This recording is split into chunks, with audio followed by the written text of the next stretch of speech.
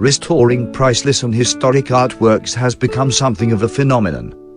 You may recall Cecilia Jimenez, who became an internet sensation following her attempted restoration of the priceless fresco Ecce Homo, which the internet nicknamed the Monkey Christ.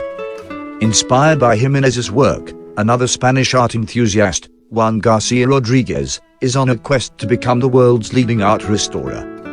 Rodriguez has been given the go-ahead by European authorities to conduct restorations of some of the world's most beloved masterworks, including the Mona Lisa.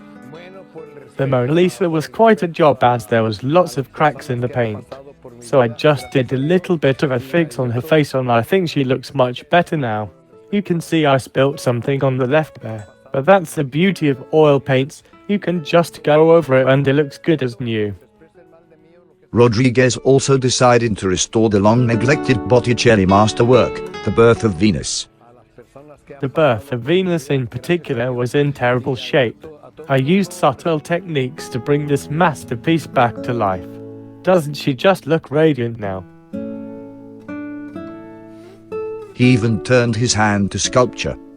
Rodriguez was commissioned by the Galleria Accademia in Florence to carry out much-needed restoration work on Michelangelo's David.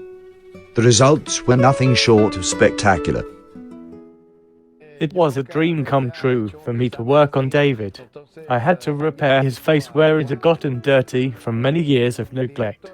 Unfortunately, during the process I broke off his right forearm, but with today's tools I was able to reattach it no problem. It was an honor to restore David to his former glory.